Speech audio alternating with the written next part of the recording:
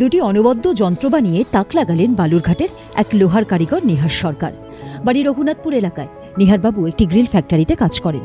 রোজকার কাজের ফাঁকে কল্পনা শক্তিকে ব্যবহার করে তৈরি করে ফেলেছেন অভিনব দুটি যন্ত্র। একটি যন্ত্র হল স্বয়ংক্রিয় ফ্যান চালিত রিভলভিং চেয়ার। আর এই চেয়ারে বসলে চলবে পাখা। যতক্ষণ চেয়ারে বসে থাকা হবে পাখা ততক্ষণই চলবে, তারপর নিজেই বন্ধ হয়ে যাবে। অন্য আবিষ্কারের কার্যকারিতা আরও আশ্চর্যজনক। চোরেদের হাত থেকে বাড়ি বাঁচাতে অ্যালার্ম দরজা তৈরি করেছেন নিহারবাবু। বাড়িতে কেউ এলে কলিং বেল বাজিয়ে ভেতরে ঢোকেন। অসৎ উদ্দেশ্যে বাড়িতে প্রবেশ করলে দরজা খুলে ভেতরে প্রবেশও করেন। সেই সমস্যার হাত থেকে বাঁচতে তিনি তৈরি করেছেন অ্যালার্ম দরজা। এই দরজা যে কেউ খুললেই বেজে উঠবে অ্যালার্ম। নিহার সরকার জানান, সবসময় নতুন কিছু তৈরির কথা তিনি ভাবেন।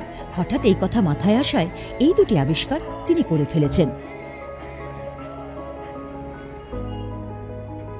যেরকম 1 নম্বরে যে চেয়ারটায় বসে আছি আমি, সেই চেয়ারটা এইটার একটা বিশেষত্ব হচ্ছে এটা লোডশেডিংয়েও ফ্যান চলবে এবং চেয়ারে বসতে পরে ফ্যানটা অটোমেটিকই চলবে, উঠে গেলে অটোমেটিক বন্ধ হয়ে যাবে।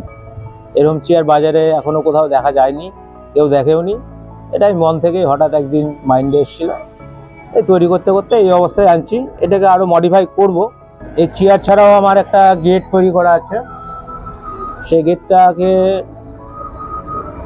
আমরা অ্যালার্ম গেটও বলতে পারি। গেটটার মেন বিশেষত্ব হচ্ছে গেটে একটা কৃষ্ণ ঠাকুরের ছবি আছে এবং গেটটা খুললে পরে একটা সাইরন বাজবে। সেই সাইরনটাতে আমরা বুঝতে পারবো গেটটা কেউ খুলছে। গেটের এখানেও বাজবে সেই সাইরন। তাছাড়াও আমার রুমেও এই সাইরন সিস্টেমটা চালু করা আছে। আমি রুমে বসে থাকলেও বুঝতে পারবো আমার গেটটা কোনো কারণে বা কোনো ব্যক্তি খুলেছে। বালুরঘাট থেকে পঙ্কজ মোহন্তের রিপোর্ট, উত্তরবঙ্গ সংবাদ।